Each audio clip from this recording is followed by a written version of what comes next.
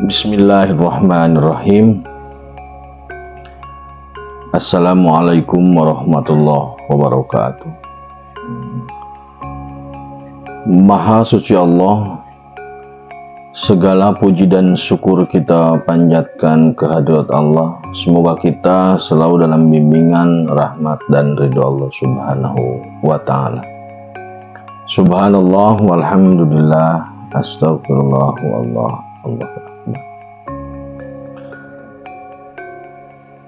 Saudaraku, kembali bersama kami dari tim Raja Wali Nusantara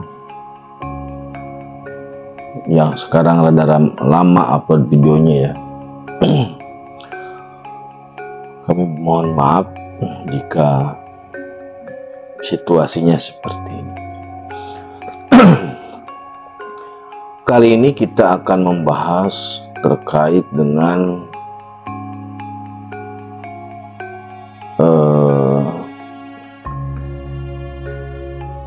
demokrasi di ujung negeri atau negeri di ujung demokrasi.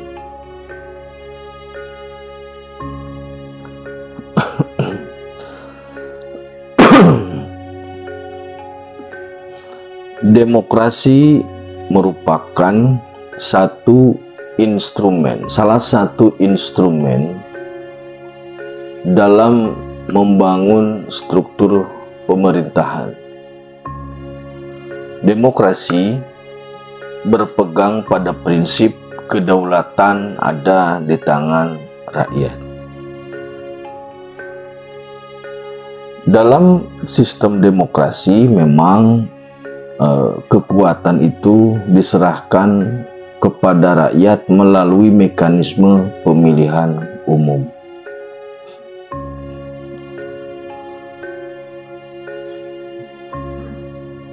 Dalam sistem demokrasi, banyak atau hampir seluruh masyarakat yang sudah memenuhi syarat itu bisa dilibatkan. Dalam artian bisa memilih dan juga bisa dipilih, tentu dengan syarat-syarat tertentu.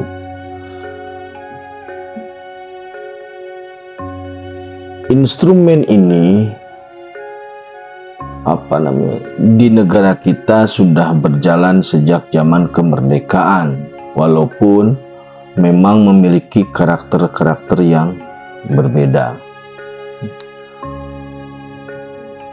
Demokrasi yang ada saat ini menggunakan 3 pilar utama, yaitu pemerintahan atau eksekutif, kemudian dewan atau legislatif, dan perangkat hukum atau yudikatif. Untuk membangun satu pemerintahan, negara demokrasi biasanya menyelenggarakan satu acara kontestasi yang kita disebut dengan pemilu per 5 tahun.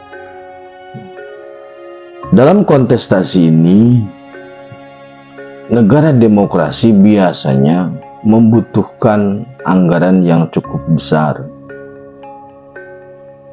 Jadi anggarannya itu sangat-sangat besar. Pada satu sisi, negara demokrasi melibatkan partisipasi rakyat yang besar, membuka peluang yang besar, namun pada sisi lain juga membutuhkan dana operasional yang sangat tinggi.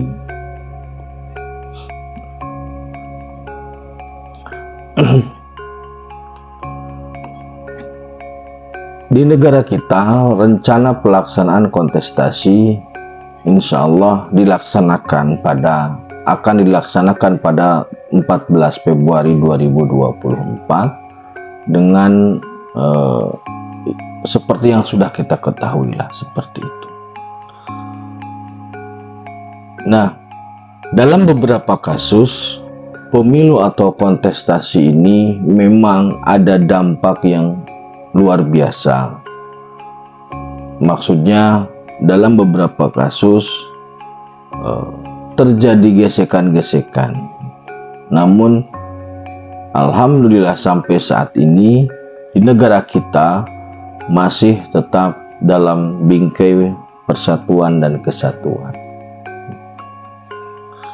Kemudian pada sisi yang lain ada instrumen untuk membangun suatu pemerintahan atau sistem pemerintahan, itu monarki. Nah, monarki ini ada yang absolut, ada yang parlementer. Kalau yang absolut biasanya karakternya kekuasaan tunggal pada raja. Sedangkan kalau yang parlementer, pelaksanaan sistem pemerintahannya diserahkan kepada Perdana Menteri melalui pemilihan umum. Yang saya bicarakan ini yang monarki absolut. Saudaraku, dalam monarki absolut itu partisipasi masyarakat sangat kecil terhadap membangun sistem atau terlibat langsung dalam pemilihan, karena memang tidak ada pemilihan. Kemudian karena kalau monarki itu dinasti ya, maka peluang atau kesempatan untuk menjadi bagian dari pemerintahan, bagian dari negara, itu harus melalui jenjang karir yang lebih jelas, jenjang karir dan prestasi yang jelas. Di sini positifnya ada kompetisi yang sehat, gitu. Namun peluang-peluang untuk posisi tertentu memang kompetisi sangat tinggi dan itu terbatas gitu loh. Jadi peluangnya terbatas. Nah, dalam monarki absolut ini, dua-duanya ini, baik demokrasi ataupun monarki absolut, itu dua-duanya produk Gusti. Sekarang memang sedang ramai, gencar lah tentang instrumen demokrasi. Tapi yang monarki juga ada, baik yang absolut ataupun parlementer, itu masih sampai sekarang masih ada. Contoh yang absolut ya Arab Saudi, Brunei. Kalau yang parlementer ya Inggris gitu. Nah, saudaraku, menjelang kontestasi pada pemilu 2024, ada yang unik dan ada yang mengkhawatirkan. Yang uniknya apa? Ini banyak langkah manuver-manuver dari para tokoh-tokoh politik yang membuat yang menjadikan para elit-elit politik itu saling mengunci dan saling menganalisa dengan analisa yang memang susah untuk dipahami gitu. Jadi banyak manuver yang membingungkan lah, bahasanya begitu. Di satu sisi secara teori membingungkan, di sisi lain secara gamblang mempertontonkan sesuatu yang aneh, itu maksudnya.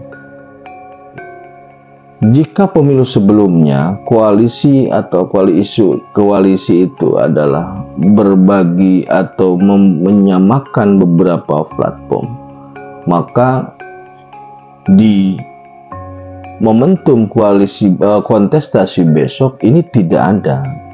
Nah,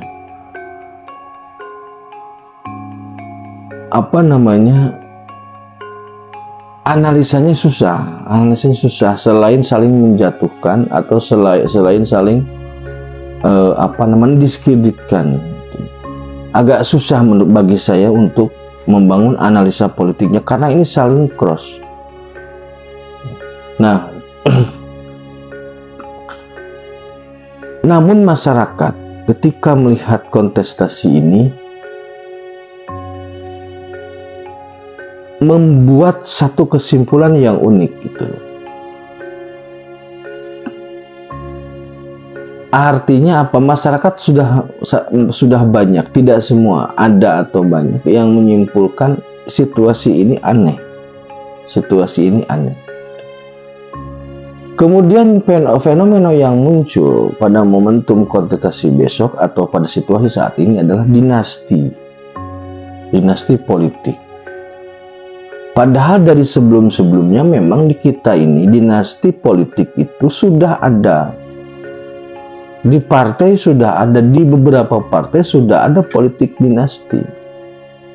Dari bapak turun ke anak itu ada, dari ibu turun ke anak itu ada.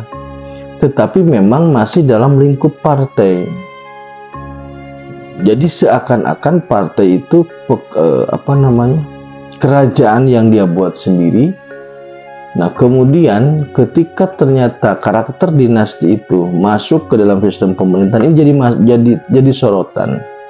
Jadi sorotan untuk para pemain atau untuk para tokoh-tokoh politik. Nah, apakah masyarakat kita anti atau alergi dengan dinasti politik atau tidak? Kalau menurut saya, masyarakat itu tidak mengarah pada alergi atau tidak alerginya terhadap satu sistem dinasti politik, karena sejarah panjang kita memang kerajaan atau monarki.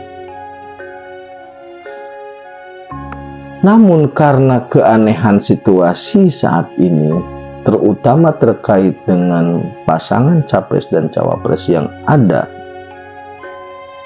beberapa masyarakat kemudian membangun kesimpulan bahwa keanehan ini pertama belum pernah ada sebelumnya, dan yang kedua keanehan ini seiring dengan berbagai situasi yang ada di dunia. Jadi tidak sendiri di 24 ini. Saudaraku, 28 November 2023 ini para calon, baik calon legislatif ataupun eksekutif, mulai melakukan kampanye. Waktunya kurang lebih 3 bulan. Desember, Januari, Februari, 3 bulan kurang, hanya 75 hari. Nah, jika kita analogikan, ketika 3 pasangan ini naik, diangkat menjadi bakal calon oleh partai dan koalisinya masing-masing naik, itu kalau digambarkan seperti roket yang sudah diluncurkan. Nah, nanti pada tanggal 14 Februari 2024, roket itu akan kembali turun ke masyarakat. Karena apa? Kedaulatan sistem demokrasi adanya di masyarakat. Jadi seperti lemparan bola, naik ke atas tapi kemudian jatuh lagi untuk mengambil suara. Setelah itu naik lagi ke atas, membangun atau meminta legitimasi dari Gusti bahwa saya terpilih. Itu analogi sederhana dari RN terkait dengan pemilu. Naik, turun, ngambil suara, kemudian naik lagi bagi yang menang. Nah, kenapa ini agak rumit untuk dipahami ya, karena memang ya tidak semua hal bisa disampaikan secara gamblang. Jadi saudaraku, melihat kerumitan atau keanehan pemilu atau kontestasi yang akan kita laksanakan besok, kami dari tim RN membangun terbangun satu dugaan bahwa situasi ini tidak baik-baik saja. Jadi bagi kami tim RN ada satu keyakinan bahwa instrumen demokrasi yang ada pada negara kita ini sudah sangat rusaknya sudah kompleks, sudah sangat kompleks. Negara kita dengan instrumen demokrasi ini rusaknya sudah luar biasa. Nah, maka kami menduga bahwa di pemilu kali ini ada 2 power yang naik. Di kontestasi 14 Februari ini ada 2 power yang naik. Power pertama itu power demokrasi. Power kedua itu power monarki.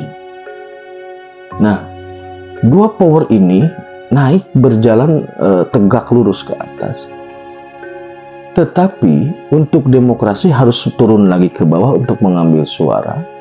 Nah, sedangkan untuk monarki tegak lurus ke atas untuk langsung menembus ke gustinya, untuk langsung meminta restu atau untuk mendapat legitimasi.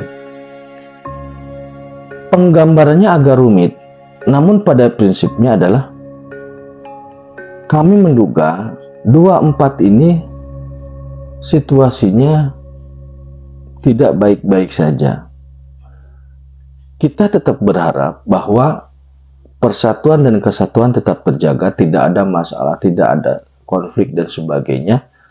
Namun secara naluri juga kami menduga bahwa 24 itu tidak baik-baik saja dan aneh, situasinya itu aneh.